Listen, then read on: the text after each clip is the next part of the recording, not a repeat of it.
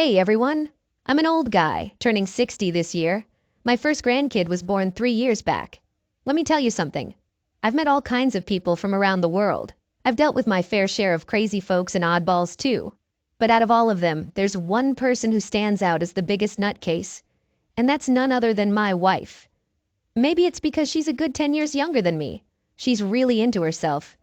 She usually goes for what's easiest for her, even if it messes with others. And not only that, when she doesn't get what she wants, she's super forceful and pushy, no matter how much we discuss it. Her ways never changed. So in the end, I just gave up and tried not to let it bug me. But I couldn't ignore what she recently did. It was beyond forgiveness, and it shook me to the core. Let's go back 3 years. My son finished up at a military academy. Right after, he got hitched and soon became a dad. One day he came to our place with his son and wife. He had a favor to ask my wife. He explained that his paycheck alone couldn't handle the family expenses. So they decided his wife needed to start working too. He wondered if my wife could babysit his kid during the week while they were at their jobs. He mentioned it would only be until the kid was ready for preschool. He offered us $1,000 a month if my wife said yes. I wasn't keen on my wife looking after my grandson. She's not really one to care about others. They probably didn't realize what a bad idea it was then. Anyway, my wife agreed to watch their son. I was about to retire, so I'd be home more often. I could chip in sometimes instead of my wife. We told our son we'd take care of our grandkid. I was anxious for the times when I couldn't be there to watch him. My wife was the last person who should handle babysitting. Before long, my son's family moved into a house near ours. When my daughter-in-law's maternity leave was up, she went back to work, and we started watching our grandson. He was a bit over a year old and just figuring out how to walk. He was the cutest kid I've ever seen. It took me back to when my son was that age. They looked so alike. It made me all nostalgic to see him and remember those times. I had some stuff to do later that day, but I wanted to hang out with my grandson for around an hour before I had to head out. I was playing pretend chase with him around the house to help him practice walking. We had fun with all his favorite toys. That's when I heard the front door open. I walked over to see who it was, but it wasn't someone arriving. Turns out, it was my wife leaving. I figured she might be taking out the trash or something, but after a minute or two, she didn't return inside. Time passed. 5 minutes, 10 minutes, even half an hour, and still no sign of her in the house. I gave her a call to see what she was up to. I asked where she was and mentioned that I had to leave soon. "Why aren't you back yet?" I inquired. She replied that she had stepped out to take care of something and assured me she'd be back shortly. She asked me to look after Robbie a bit longer. I told her firmly, "You really should try to come back as soon as possible. I need to hit the bank before it gets crowded and I've got lunch plans with a friend." So I waited and waited. But she didn't return. And she wasn't answering her phone either. I had already told her when I needed to meet my friend, but she still wasn't back. If I waited much longer, I was going to be late. Reluctantly, I gave my friend I was supposed to meet a call. I said, "Hey Billy, listen up. I'm kinda stuck at home right now watching my grandson. My wife was supposed to be back by now, but she's still not here, and she's not answering her phone. I'm really sorry, but I think we'll need to change our plans." My friend said he got it and that it's all good. No need to stress about it. Just give me a heads up when you're available and we can reschedule. I really didn't like calling off our hangout at the last moment. It kinda makes me look bad, even though it's really my wife's fault. I was pretty upset with her for taking so long to come back. Finally, around 3 o'clock, she showed up at the house. I was pretty mad when I asked, "Where were you?" Thanks to you, I had to bail on my friend. She didn't seem bothered at all. She said, "Well, I wanted to get back sooner, but a few things came up and I lost track of time." She didn't even say sorry, acting like it was no big deal. I shot back, "You promised you'd look after Robbie. That's what you should have done. You have a responsibility now that you can't just ignore. You're not looking after someone's pet. You're looking after your own grandkid." She rolled her eyes and sat down next to little Robbie. Before long, my daughter-in-law came to pick up her son. And of course, my wife acted like she had been watching him all day and told her how well-behaved he'd been. Naturally, my daughter-in-law believed her. She didn't have any reason not to do it. I wanted to speak out, but I held back. What I wanted to say was she shouldn't get any credit because she didn't really do anything. It was me who looked after Robbie from morning till 3 o'clock. while she was out shopping or doing who knows what all day. I didn't want to cause a scene, so I kept quiet. It didn't take long for my suspicions to be proven right. My wife had no intention of watching her grandson in the morning when my daughter-in-law dropped off Robbie. She would be there to welcome her and take him inside. That was pretty much the only time she spent with Robbie during the day. Once she put him in the living room with me, she'd vanish and only return a few minutes before Robbie was supposed to be picked up. I'd call her every time she left the house, and she'd say the same thing. "I won't be gone for long." But obviously, that was a lie. She was gone almost the entire time Robbie was at our place. I scolded her and questioned, "Why did you agree to watch him if you weren't going to actually do it?" She shot back, "I never said I would. I've got my own stuff to take care of. He's your responsibility." She gave me attitude, saying, "You're a parent. How could you say something so cruel? You're basically ditching your own grandkid." She acted like all I had to do was play with him and put him down for a nap. She talked about responsibility, but that's her duty as a grandfather too. It's like the minimum she can do. If she can't handle that, maybe she shouldn't even be around him. I shouted, "You agreed to this. You're the reason he's here now. How can you put the blame on me?" My wife fired back, "I thought it was clear I was speaking for both of us. Isn't it strange that you're acting like it's only my job? We're both supposed to look after our grandson. It's crazy to say I should be the sole caretaker." Things were getting pretty heated. It was obvious she wasn't about to change her stance, and we couldn't take back her offer to watch him. I never imagined my retirement would turn out like this. I had plans to enjoy my time in my own way, not be stuck as a babysitter. Her arguments didn't even make sense. She kept going on about our shared responsibility when in reality, I was the only one actually watching him. She claimed she was busy throughout the day, always running errands, and then needing to make dinner once she got back. She probably spent maybe 10 minutes actually keeping an eye on him, and if that wasn't enough, she'd keep most of the money for herself. My daughter-in-law was paying her to watch Robbie, but she'd take 80% of it and toss me the remaining 20%. In reality, I was basically the one taking care of Robbie all on my own. How did she come to think she deserved nearly all that cash? When I confronted her about taking such a big portion of the money, she responded with, "Obviously I deserve more than you. I'm the one cooking, cleaning, and doing laundry. It's only fair I get a bigger cut. But I'm being nice and letting you have some." I scolded her, saying, "You're using my retirement money for those things. Why should you also get extra money?" She acted all high and mighty, saying, "I'm doing more now that Robbie's here. I should be compensated for the work I'm putting in. The retirement money is a separate matter."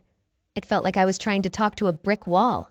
No matter what I said or how logical my argument was, it was like talking into thin air. I was getting seriously worked up. At my age, I shouldn't have to argue about absurd stuff like this. Eventually, I just gave up. But that wasn't the end of her antics. When the weather got better, I didn't want to stay cooped up inside all day with Robbie. We'd hold hands and go for walks. He really enjoyed the park, so we went there often too. I really enjoyed hanging out with him at the park, especially when we were on the playground. One day while I was at the park, I met an older lady who was there too. She was looking after her grandkid just like me. She introduced herself as Evelyn. Actually, I shouldn't call her older, since she was only a couple years older than me. The main giveaway that she was a grandma was that she had her granddaughter with her. She looked surprisingly great for her age. You'd never guess she was older than me. It was quite a coincidence. We both happened to be at the same park with our grandkids when we crossed paths. We got to chatting about taking care of our grandkids, their ages, what we fed them, what games we played. We ended up really hitting it off. Robbie had a blast at the park with the other kids. He enjoyed being with me, but he definitely liked hanging around kids his age too, especially Evelyn's granddaughter. My new friend and I swapped phone numbers. We'd always get in touch before heading to the park with our grandkids. One day, I got a call from Evelyn. She told me that the library where she volunteers was organizing a kids class. She said it was all about sensory development, aimed at sharpening the 5 senses of young children. She asked if I wanted to bring Robbie along. She mentioned she was going with her granddaughter. I told her I'd be excited to join in. And you know what? It turned out to be a blast. There were loads of 3D puzzles and interactive stuff for the kids. They mixed learning and fun really well. Our grandkids had a blast. This kind of thing wasn't around back when my son was a kid. I'm amazed at how much the world has changed to help kids develop. I let Evelyn know how much I enjoyed the class. I asked, "Is this a one-time deal, or do they do this often?" I mentioned that I'd love to get Robbie into more of these activities. She filled me in that the library runs these classes every week, so we both got our grandkids signed up for the weekly sessions. I started taking Robbie there every Wednesday. On the other days, he and I would still hit the park. In the beginning, Evelyn and I had signed up for different class days, but the library's parking was always packed, and finding a spot was the hassle.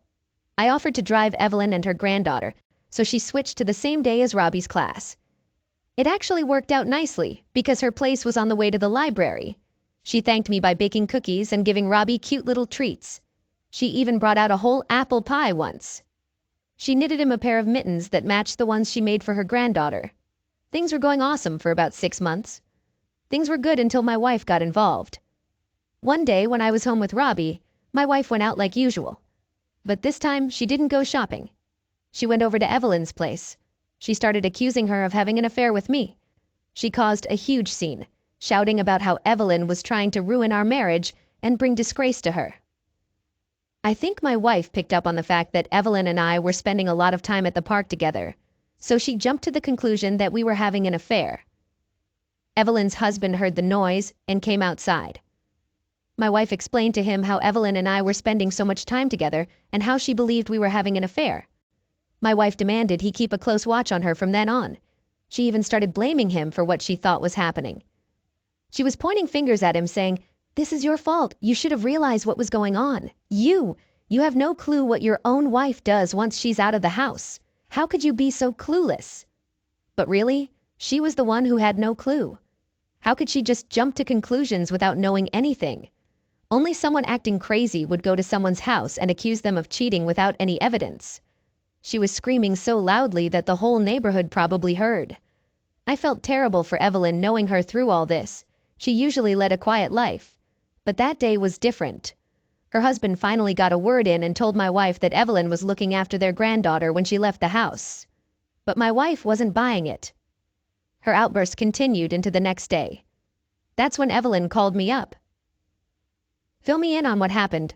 What's up with your wife? She came over here and created a big scene. What did you say to her? You must have said something that set her off and made her angry enough to come down to my place and yell at me." Evelyn gave me the whole story of what went down. I was horrified. I had no clue my wife had done something like that. I told Evelyn just that, and that I had no understanding of what was going on in her mind.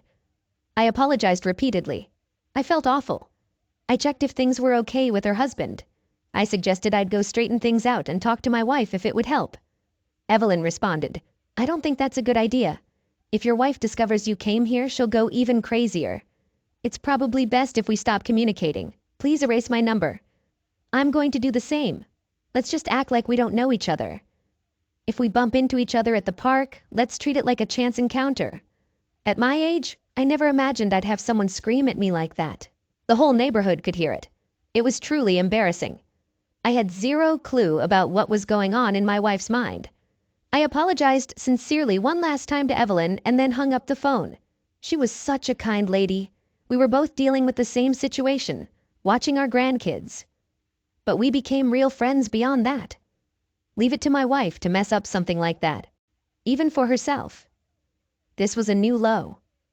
The chaos wasn't only happening for Evelyn and her family. My wife returned from her visit to Evelyn's just as my daughter-in-law was arriving to pick up Robbie. She looked frantic and ordered my daughter-in-law, "Jimmy, come here right now, we need to talk." My son came over to the house and my wife had all of us sit down at the kitchen table for a talk. At this point, I had no idea what she had done or where she had been. This was before I spoke with Evelyn on the phone. I sat there and listened as my wife yelled, "You're useless! Your father is having an affair!" We were all taken aback, staring at her. That was quite an audacious accusation. We were all shocked and bewildered. My daughter-in-law interrupted, saying, "Mom, what are you talking about?" My wife then pulled out a picture of Evelyn and me at the park. Who knows when she took it? It was a photo of us sitting on a bench together. And not just that, she even had pictures of her and me together in the car. My son and daughter-in-law gazed at the photos. My wife confidently exclaimed as she showed her evidence, "Check this out. Your deadbeat father is spending all his time with some random woman. Look here, Here he is getting a cake from her. She was even cooking dinner for him. Look, I did my research on this woman. I followed her. She used her grandchild as an excuse to get closer to him and started going on dates with him.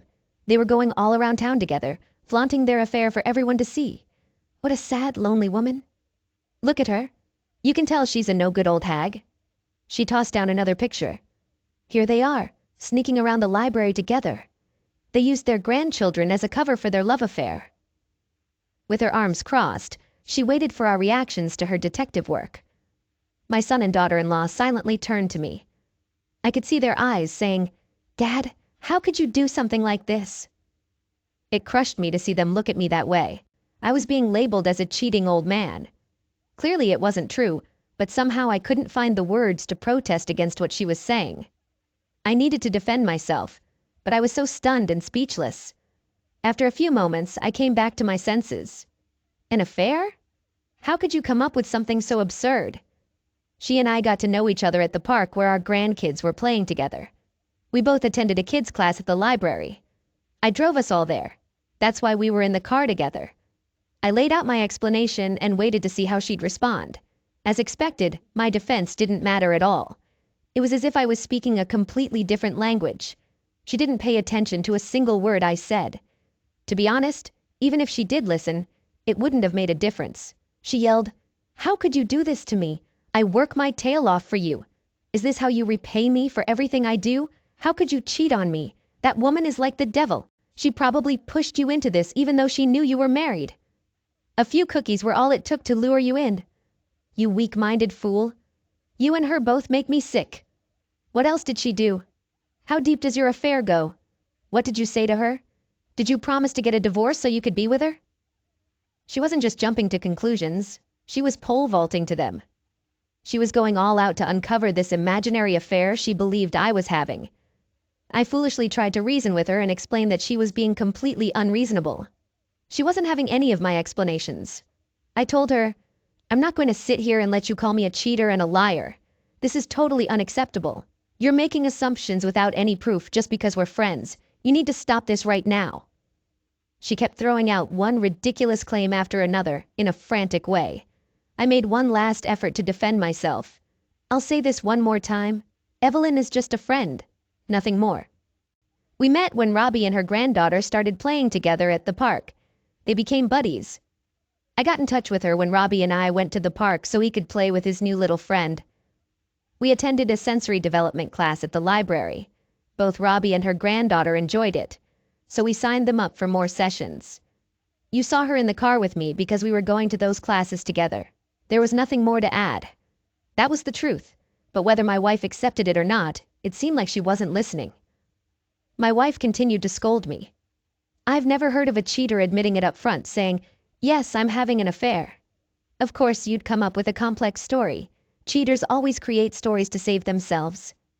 And believe me, I know plenty of people who've had affairs like you. Don't pretend there was nothing going on between you two. You were hanging out every day. Do you really think I'm naive? I've seen women like her in the past. They pretend to be sweet and innocent to get close to a man, then use him for money. And you, being the gullible guy you are, fell for her tricks from day one. From now on, I'm taking charge of all the finances at home. Give me all your debit and credit cards. And don't forget the money we make from looking after Robbie. That's all going to be mine now. I told her there was no way I was agreeing to that. I had already given her access to an account, and I had put half of my retirement money in there. We had agreed that it would be our main source of funds, but we would also keep separate accounts for personal expenses. I absolutely refused to let her control my personal account.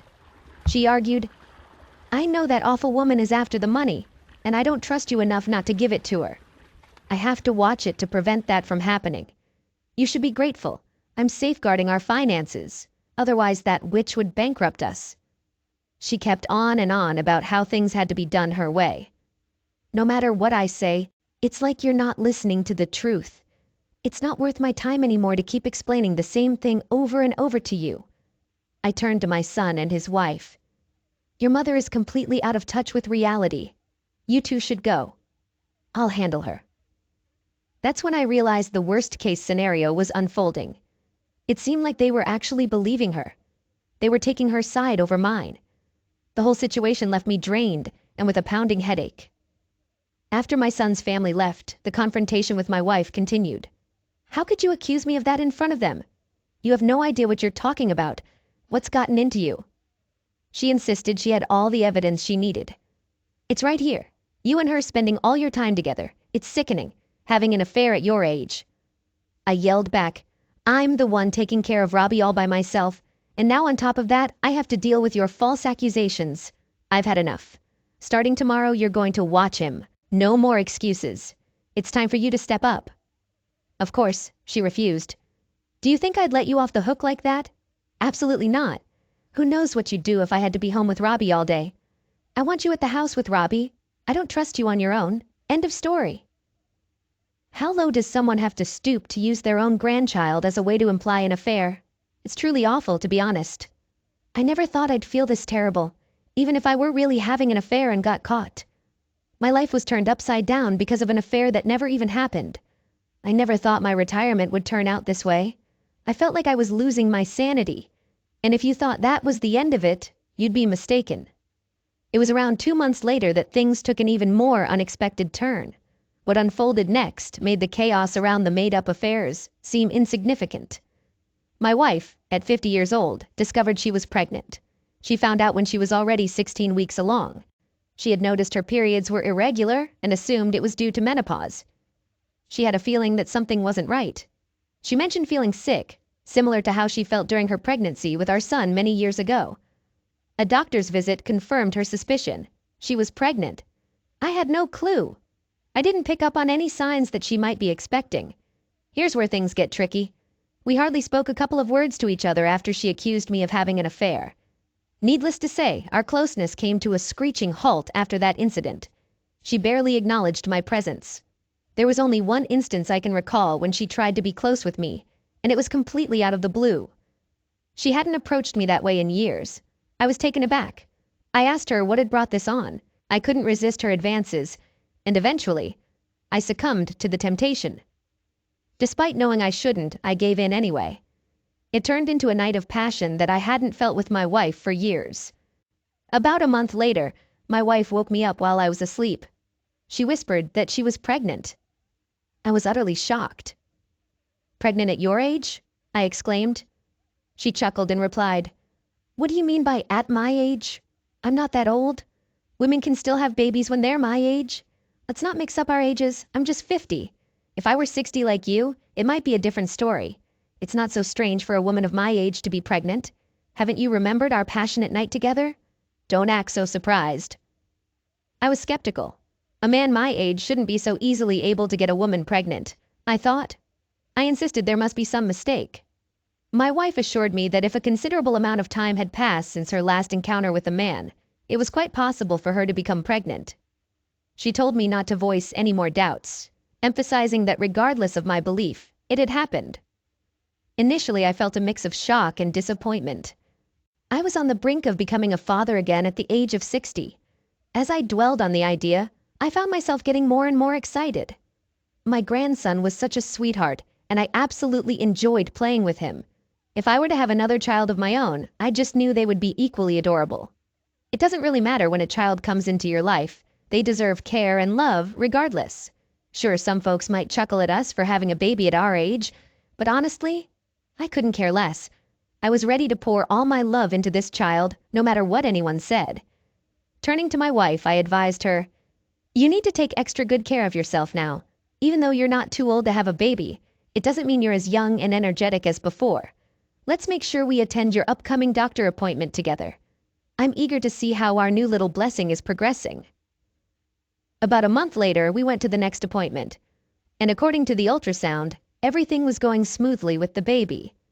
This was actually my first time witnessing an ultrasound, and it made the whole situation feel incredibly real. Oddly, seeing our child on the screen while my wife wiped off the ultrasound gel felt both amazing and a little strange at the same time. I turned to the doctor and voiced my concerns.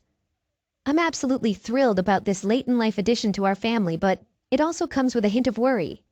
Is it safe for us to have a due date at our age? Are there any precautions we should be mindful of given our circumstances? Are there any general things we should be aware of or anticipate?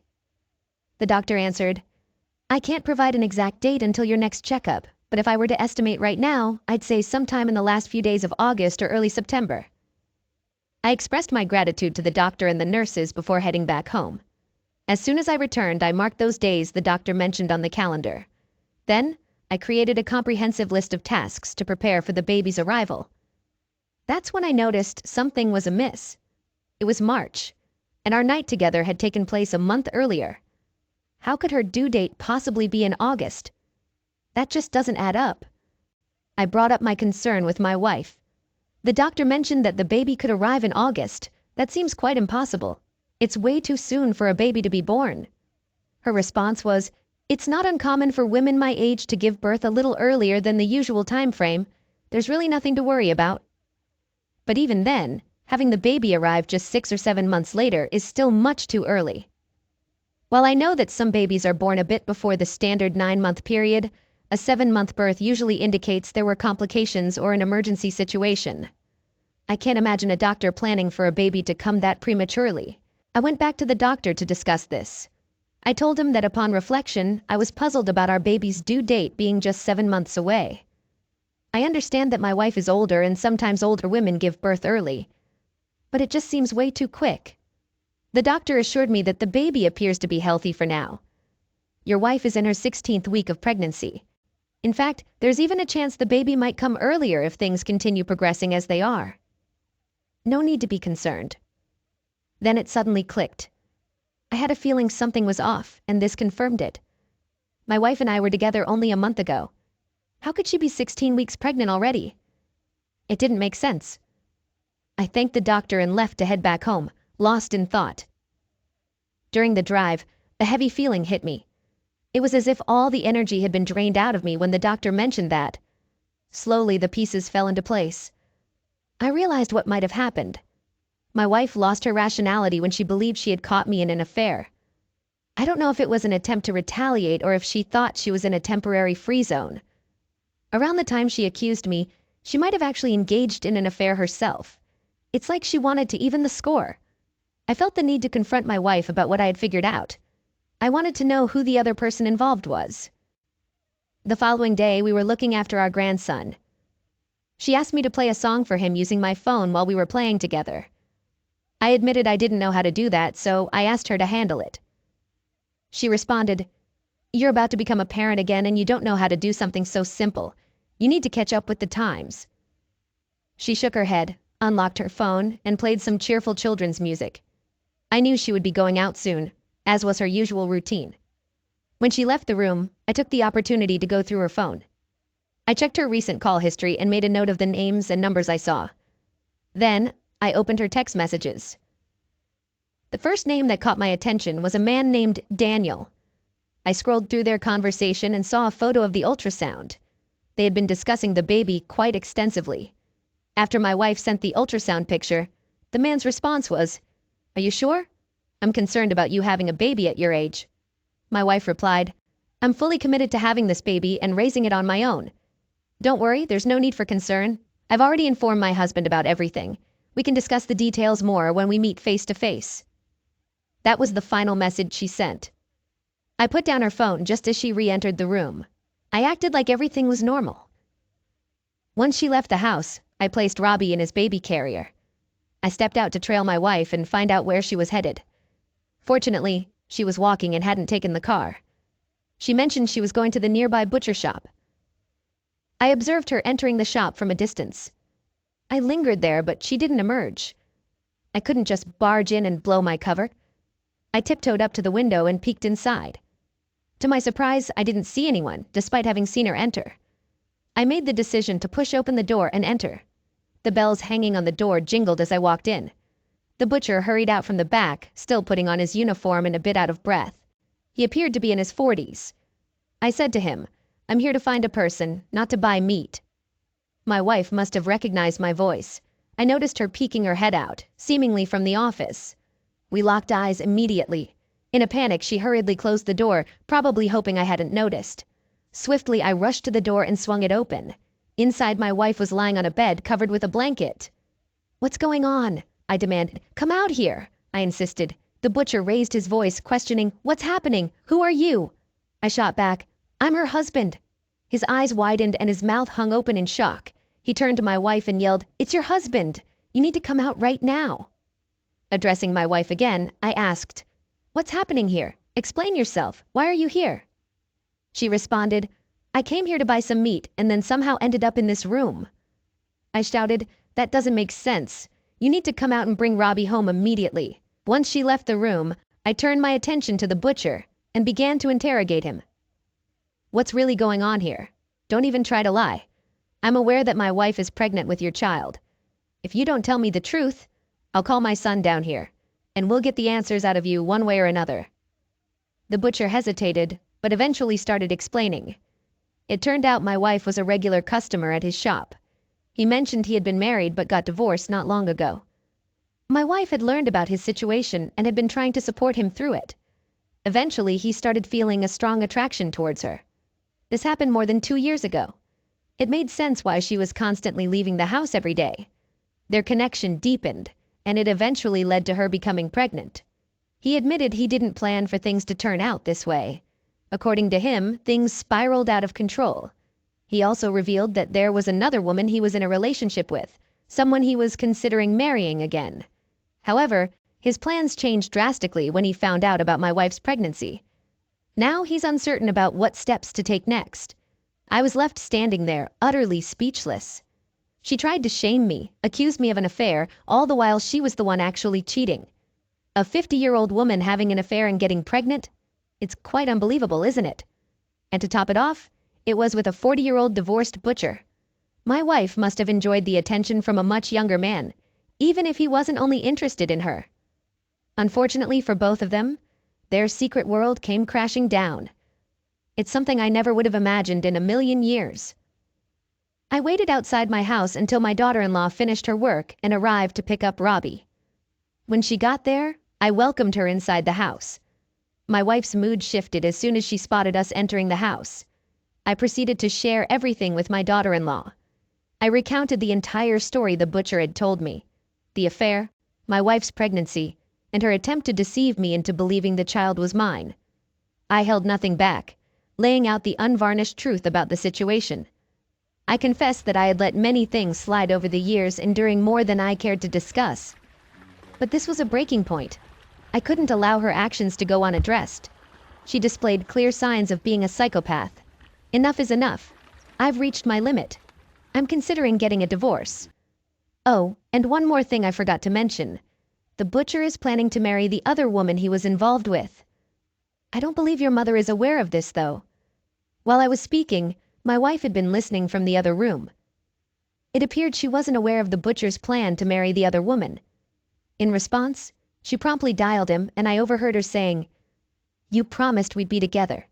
We agreed to start our life after the baby's born and I get divorced. What happened to that?" She shamelessly aired all of this in front of my daughter-in-law. At least now the truth was out in the open. My wife and I ended up divorcing not long afterward. Several months down the line, she gave birth to the baby. Rumor has it that the butcher never actually ended his relationship with the other woman. This led to a massive confrontation between him and my wife. He strung her along, making her believe they'd build a new life together once the baby arrived. But the reality was different. At 50 years old, she was left divorced with a newborn and no support. She was at a loss about what to do next. When someone settles into their life, they usually find contentment with what they have. However, my wife took a different path. She tried to exert control over everyone, acted selfishly, and followed her own desires. And this is where it all led. In recent times, I've been spending my days with my adorable grandson. I'm living modestly off the retirement savings I had accumulated. Additionally, I've initiated legal action against the butcher for having an affair with my wife, which led to our divorce. It shouldn't be too long before I receive compensation for his actions. I plan on looking after my grandson until he's old enough for preschool. After that, I'm thinking of finding a new partner, someone with whom I can travel, enjoy delicious meals, and make the most of my time. I want to thank you for sticking with my story till the end. I hope all of you are leading happy and healthy lives. I am William. Met Sophia, who's now my fiancée, around 2 years ago through a friend. Had a messy breakup with my ex due to her cheating. That really knocked my confidence down and I couldn't stop whining to my buddies about it. My pal Adam, one of my crew, suggested I start dating again or I'd just keep sulking forever. He had a point, but I wasn't keen on admitting it because I wasn't mentally prepared for that. The fear of going through that pain again held me back. Eventually, after loads of pestering from Adam and his girl, I gave in to meet one of her pals. That's when I crossed paths with Sophia. We all went on this double date with Adam and his gal Katie. Picked a nice restaurant for the occasion, and I pushed for them to be there with us. My first meeting with Sophia, I was pretty sure I'd screw it up somehow. I'd been out of the dating game for so long that I felt rusty. But you know what? That date with Sophia actually turned out pretty smooth. Having Adam and Katie with us was a comfort, because we had plenty to chat about. Sophia had just graduated and was interning at some office. She was all fired up about her future plans, and that ambition of hers was pretty appealing. I shared about my business, which was doing pretty well at the time. So when I got back home that night, I was feeling pretty darn good. It hit me that I was ready to dive back into dating, as long as the next person was worth it. And Sophia seemed like a genuinely cool person. After our first meetup, I shot Adam a text to thank him for dragging me out of my slump. He sent over Sophia's number and wished me luck. I reached out to Sophia, letting her know I had a blast and was looking forward to another hangout. She replied fast, saying she had a great time too. We decided to catch up again the next weekend. That whole week my brain was stuck on that date. The anticipation was driving me nuts. I even wished I had suggested an earlier day than the weekend. I know it sounds kind of crazy to be so obsessed after just one meeting, but I couldn't help myself. There was something seriously magnetic about Sophia. Finally, the weekend rolled around and I was free from the waiting game. I was super concerned about looking good, so I changed my outfit a bunch of times before settling on a dark blue shirt and slim pants. I got there right on time, and guess what? Sophia was already there. It felt a bit strange, but I went in and said hi. We sat down and got into chatting mode. And let me tell you, I didn't even realize how time flew by. The conversation flowed so naturally. We covered a bunch of topics and every single one was a total blast. Man, I was totally digging how well we connected after that. We started dating and I swear it felt like the best thing that had ever happened to me. In just half a year, we decided to take the plunge and get engaged. When Adam and Katie heard the news, they swung by to give us their congrats. They were over the moon for us, talking about how they couldn't wait for the wedding bells to chime. I was kind of leaning towards a chill, no-fuss approach, but my peeps were all about going big. They wanted a grand, fancy wedding, something that really showcased the joy of our partnership. Now, I wasn't exactly on the same page, but guess what? Sophia was. And when she's on board, well, I follow suit. So the whole wedding show kicked off, and let me tell you, everyone was pumped. We were scouting locations like detectives, trying to find the perfect spot. Sophia was all about keeping it natural, no fancy ballrooms with fake decor for her. We scored this stunning spot just outside the city. There were trees, flowers, the whole shebang. As soon as I laid eyes on it, I could practically see myself saying I do there. I asked Sophia what she thought, and let me tell you, she was just as blown away by the beauty. That place was seriously captivating and breathtaking. I was thrilled that I stumbled upon this gem. Sent pics of the place to my parents, and they were totally into it too. Man, I thought this wedding was going to be the stuff of dreams. Turns out I was dead wrong. One day I swung by the coffee house to pick up Sophia.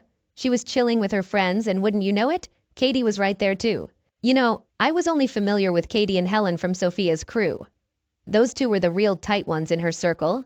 So, while Sophia was using the restroom, I got to chatting with her pals, killing time. They spilled the beans that they were scheming up a surprise bachelorette bash for her, planned about 2 months ahead of the wedding. I scratched my head, asking why they were jumping the gun like that. Katie, with her quick wit, explained that if they waited too close to the wedding, it wouldn't be much of a surprise anymore. Sophia's friends were throwing around jokes about having sizzling hot dancers at the party. I had to give them a heads up, telling them not to mess with my future wife's head and get her all riled up. But just as we were having this back and forth, bam! Sophia returned from her bathroom break, and that put a pin in our chatter. I whisked her away to catch a flick. And honestly, time was zipping by since we were knee-deep in wedding prep. Choosing the wedding dress, let me tell you, that was like the ultimate dilemma. Sophia had this keen eye for fashion, and all I wanted was to see her happy. Now, when it came to my tux, she gave me the green light, and I was cool with her choice. I had faith in Sophia's taste in fashion. She kept her wedding dress under wraps, said it was some sort of tradition not to show it off before the big day. And wouldn't you know it? I accidentally walked in on her once and got an eyeful. Man, I was stuck like a deer in headlights, 'cause she looked like she'd woven a spell with her beauty. She was like a freaking angel in that white dress, and I was utterly stunned. My jaw? Yeah, that was on the floor. I didn't see it coming, I'll tell you that much. And Sophia, well, she caught me in the act and gave me this horrified look, demanding that I beat it out of there. I couldn't help myself, you know? Stepped up to give her a kiss, but she kinda nudged me out of her room and slammed the door shut. After a few minutes, she popped out dressed differently. I was just hanging out in the hallway. Hopped up when she reappeared and finally laid that kiss on her I'd been holding back. She mentioned some superstition about not seeing the bride in her gown before the wedding. I threw my luck in the pot, told her I was down with that, got myself a smile and a kiss in return. At that moment, I was feeling like the luckiest guy alive. Then came the next week. Sophia asked if we could catch a flick, a new one that had just hit the screens. Had to give her the no, 'cause it was the very Saturday her buddies had in mind for something. You know, that bachelorette party plan. So, I cooked up some work excuse, and that didn't sit too well with her. I mean, I didn't think it'd be such a huge deal, but she was proper cheesed off. Thing is, she'd mentioned it a few days back. Maybe that's why she figured I'd rearrange her calendar or something. I decided to let her steam, all part of the plan to keep the bachelorette thing under wraps. When that night came, Sophia was over at her place while her pals swung by and whisked her away to a club, where they'd set up a private shindig just for her. Helen and Katie had dropped me a text about it, keeping me in the loop. Meanwhile, I was kicking back at home, watching TV and waiting for that text from Sophia that I knew was coming. I waited until midnight, but she didn't text back. I fell asleep while watching a movie. When I woke up in the morning, I checked my phone to respond to Sophia, but I was surprised to see that she still hadn't messaged me. It was strange. No matter how much we argued or fought, we never ignored each other like this before. And after the bachelorette party, she must have known I was aware of her friend's plans. So I had to decline, but she hadn't replied. It felt really odd, and I sensed that something was off. I tried calling Sophia, but she didn't answer the phone. I started getting worried. I went downstairs and had breakfast. I needed to check on her because things didn't seem normal. Sophia wasn't someone who would ignore me or not answer my calls. I was about to leave my house when my phone rang. It was Sophia. I answered quickly and asked if everything was all right. Sophia's voice sounded weird. She didn't sound okay. She said she was fine, but her tone told me otherwise. She blamed it on a hangover from last night. She had gotten really drunk and hadn't responded to my text. I felt relieved. 2 weeks later, I was at Sophia's place. She called and invited me over, saying she had some important news to share. She made it sound super urgent, so I headed straight to her place. Once I got in, she told me to sit and drop the bombshell. She was pregnant. I was totally surprised. That was the last thing I thought she'd say. I hadn't even thought about it, but this news didn't bother me. Actually, it felt great. I needed a few minutes to process this big news, but I was genuinely happy. The woman I loved most was going to be my wife, and now we were having a baby together. I couldn't have been happier. I didn't feel completely prepared to be a dad, but who really is? The important thing is being ready to give it your all. I hugged Sophia tight and gave her a kiss. I let her know how thankful I was and that this news just added to my happiness. But Sophia seemed anxious. She wasn't thrilled. Maybe I reassured her that we'd handle it together and I'd always be there for her. She managed to smile, but I could tell she was uneasy. I guessed it was the mix of wedding jitters and this huge change. I tried my best to comfort her as much as I could. The next day, I was at my office when my phone rang. It was Sophia's friend Helen. It was a bit odd, but I answered. Helen sounded really concerned. She asked if we could meet up urgently. I was hesitant because I wanted to talk to Sophia first. But before I could voice my thoughts, Helen told me I couldn't let Sophia know about this under any circumstances. It was connected to her. I wasn't comfortable with the idea, but I agreed to meet Helen at a cafe. When we met, Helen told me to take a deep breath and listen carefully and patiently. She shared that Sophia had been intimate with one of the dancers at her bachelorette party. I was shocked beyond words. Helen revealed that the baby Sophia was carrying wasn't mine. It was the dancer's child.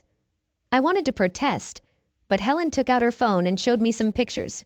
There, clear as day, was Sophia with a dancer. Helen explained that she had tried to intervene, but Sophia was too drunk to listen, and none of the other girls stopped her. Helen had struggled to keep this secret, but when she found out about Sophia's pregnancy, she couldn't keep it from me any longer. Doing that wouldn't have been right. I asked Helen to text me the pictures. Back home, I cried my eyes out like a little kid. Once I was done bawling, I started planning my payback. I could have easily just called off the wedding, but that felt too simple and weak. Instead, I decided to leave Sophia on our wedding day. After a long week, the day finally arrived. I'd been counting down to it eagerly because it marked the day I'd kick Sophia out of my life for good. I set up a projector, planning to reveal the truth to everyone. I got myself ready, and things were falling into place. Right before the ceremony, I grabbed everyone's attention. I told them there was something I needed them all to see. It meant a lot to me. All eyes turned to the projector screen as I started showing the pictures and videos Helen had sent. A hush fell over the crowd. People gasped. Hands flew to their mouths at what was unfolding.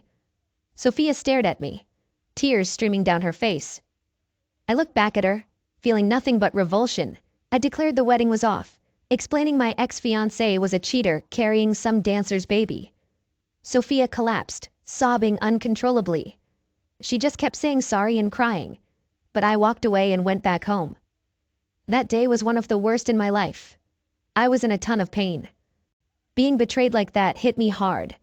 It was a hurt I wasn't ready for. But at the same time, I was relieved I found out before getting married. I appreciated Helen for not letting me live in that lie. For weeks, Sophia tried reaching out, but I didn't reply. I completely cut her out of my life for good. She left me a bunch of voicemails, explaining she was really drunk, out of her mind, and that it was a one-time thing. I just blocked her because I didn't want to hear those excuses. I don't know how it happened, but Helen and I started getting together. Sophia and her other friends had kicked her out of the group for spilling their dirty secret. Helen's honesty drew me in, and we began dating. A few months later, Adam told me the stripper who got Sophia pregnant had disappeared. Sophia had a baby boy and was struggling as a single mom, living a rough life. I didn't feel sorry for her. She brought it all on herself. Now, take a pause before you keep going. Story 2. 6 years back, I found out that my fiancé Ashley, 23 female, was cheating on me with Dean, 26 male, a friend of her sister Brittany, 24 female.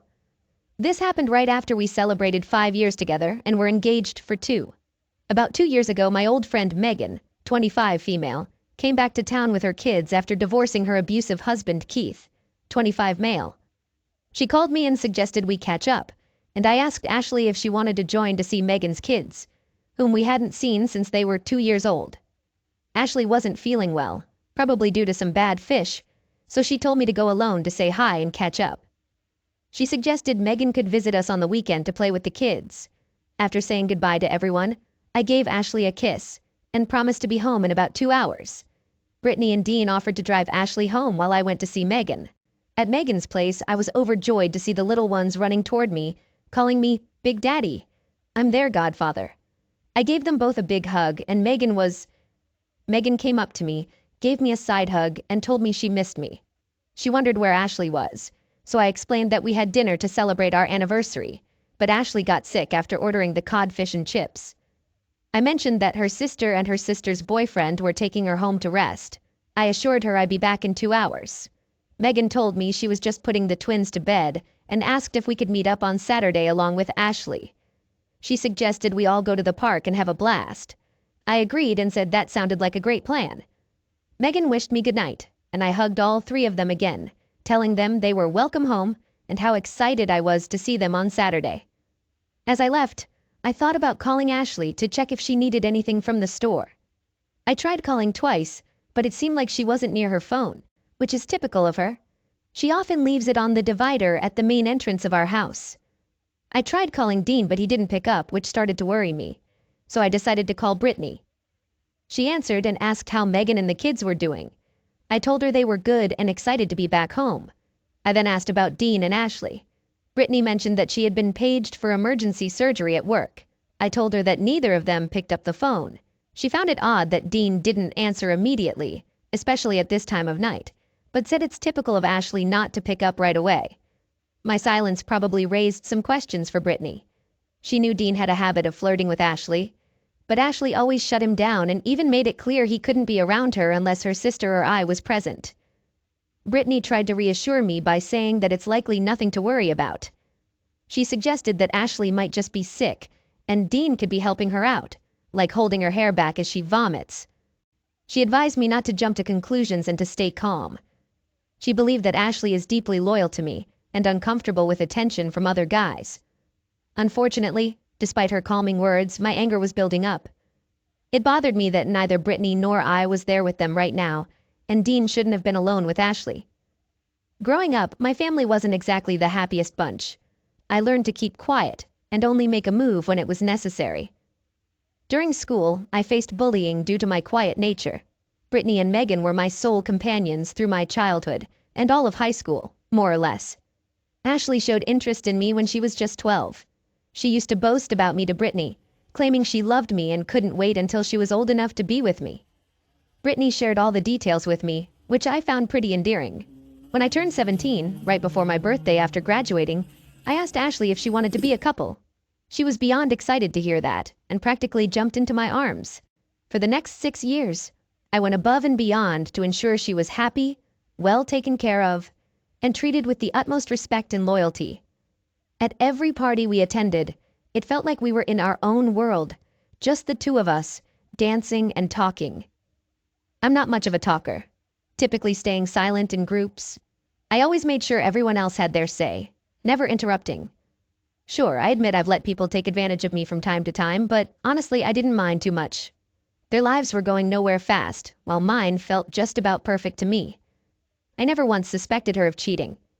She always appeared content with how we lived and all our date nights. Despite the difficulty in admitting it, she seemed satisfied. We managed to work through every problem that came our way, whether hers or mine. We always worked together to find positive solutions, and she was the one who often initiated emotional closeness. She had her personal boundaries, and I respected them fully. When it came to friends, I never wanted to push those boundaries. I took the time to get to know everyone because I wanted to ensure that the people I cared about were included in various activities. Putting others before myself was a habit I developed, influenced by the patience and humility I learned growing up with my brothers. After getting home, I parked a few houses away and tried my hardest to stay composed while walking. Inside, my anger was boiling, and it reminded me of my dad. He was a massive man standing at 6'7" and weighing 278 pounds, built like a powerhouse. My family had a strong background. We worked with steel beams, and we were all quite robust. I grew up on a farm, and my brothers and I all stood above 6 feet in height. Personally, I'm 6'4" and 263 pounds, with broad shoulders. When I got into a fit of rage, my strength became pretty intimidating. My brothers ranged in height, some matching our dad's stature, while others were shorter than me. We were a big family with 5 brothers in total. All of us ended up in construction jobs. I leaned towards design and building instead of managing a company. So when it was my time, I joined Megan's father's company, and let me tell you, I absolutely loved every year working there. Among my siblings, I was the calm one, the only one who had never faced charges, been jailed, or been involved in domestic misuse. That is, until that night at home. I stood by the front door, struggling to stay composed, attempting to convince myself that nothing was really happening. Slowly, I unlocked the door and went in. And yes, you've got it right. I just couldn't believe what I was hearing. The words I heard made my face flush with anger. I went up the stairs, stopped at the door, and listened. There were and whispers, words exchanged in between heavy breaths. I stood there trying to figure out the best way to handle this, attempting to be rational, until I heard her say those 4 infuriating words. Man, recalling this hurts. Sorry, I'm upset and I don't know how long until I completely break down. I've been writing this post for the past 3 hours. A broken lane in my mind is messing with my focus. I overheard her saying, "Do that to me." It was something she never let me do. That was the tipping point. I lost control, kicked the door open, which shocked both of them. Neither of them knew I could get that angry. Dean stumbled back and was visibly shaken. She tried to explain, but I didn't want to hear it anymore. I just couldn't take it. I yelled at her, and I don't mean regular yelling. I mean a raw, primal scream, veins bulging, telling her to shut the duck up. She wet herself and passed out. I stared at Dean, stormed over, and grabbed him, shouting how long this had been going on. He admitted it had been 3 months. I just told him to get the hell out of there. He tried to grab his clothes, but I told him he was running home unclothed or not leaving at all. He took off, and I followed. When we got to the front door, I slammed it shut so hard that the frame broke, and the door went through the other side. The cops arrived a few minutes later. I carried the useless woman to the couch, removed my mother's ring from her finger, and took back the necklace I'd given her for our anniversary. The police arrested me and had a conversation with me.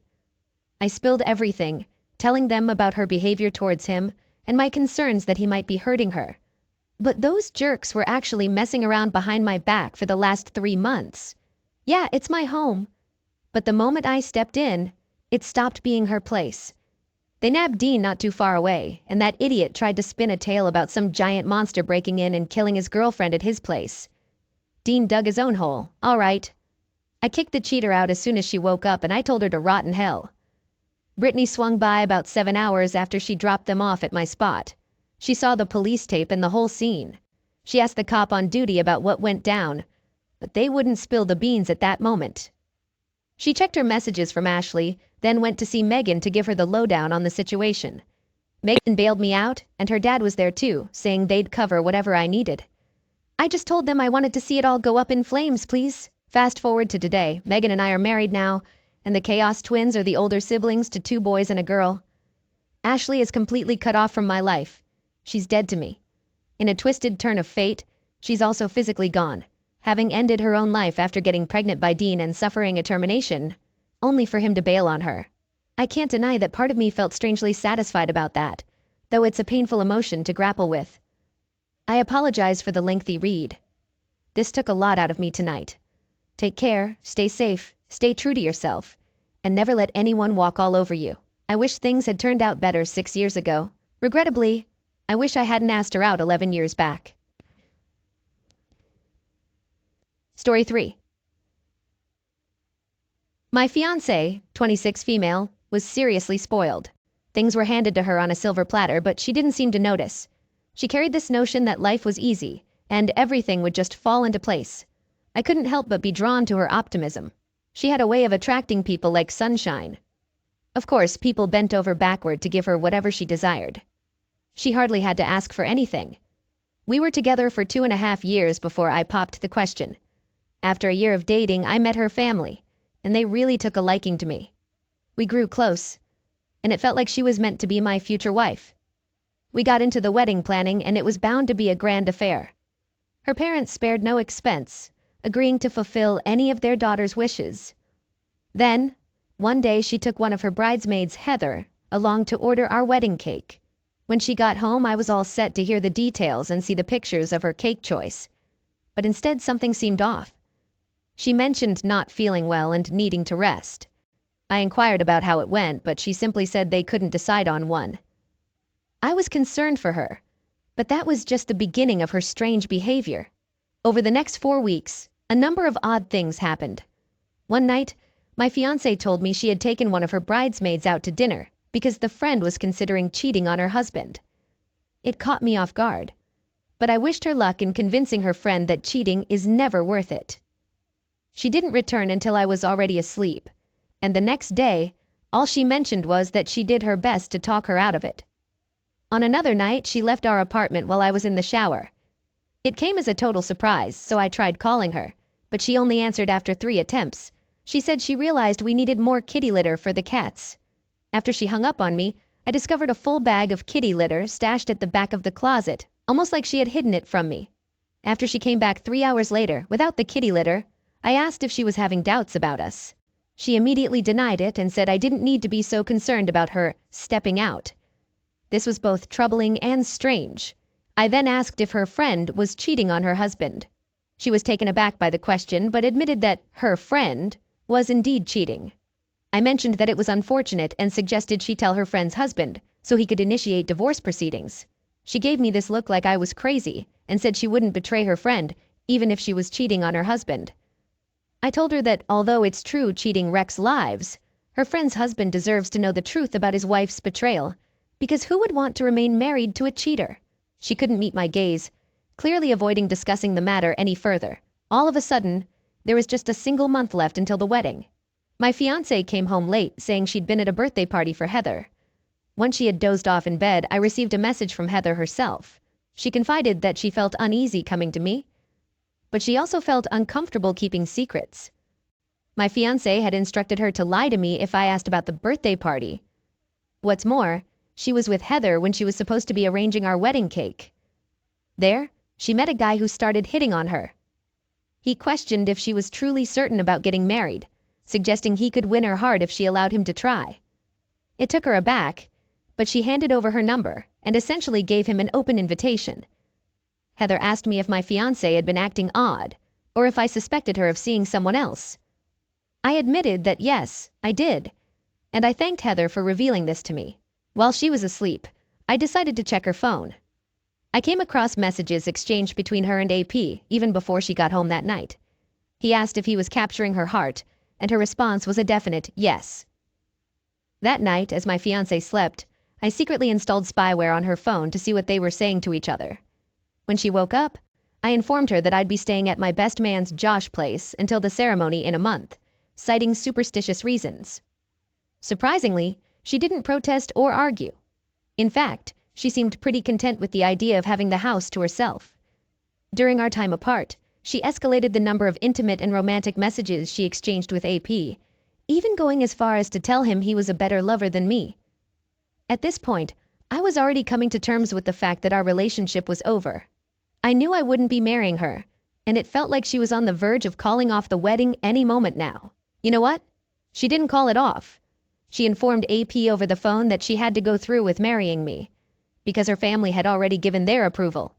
However, since I hadn't caught on to their affair yet, they intended to keep seeing each other secretly. Her plan was to frame me for cheating on her down the line, also she could claim the house and alimony payments.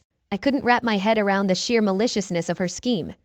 She aimed to utterly destroy my life, even though I hadn't done a single thing to deserve it.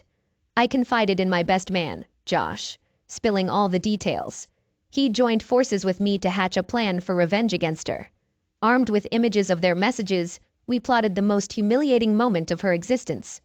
The day of the wedding arrived, and we got ourselves ready, pretending it was the real deal.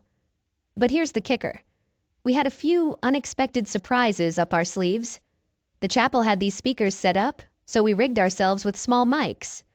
I stood at the altar, stewing in resentment for every moment spent with this entitled woman. As my supposed-to-be wife walked down the aisle, her emotional and supportive family snapped pics and filmed the scene. Then, out of nowhere, Josh stepped up, booming, "Hold up a sec!"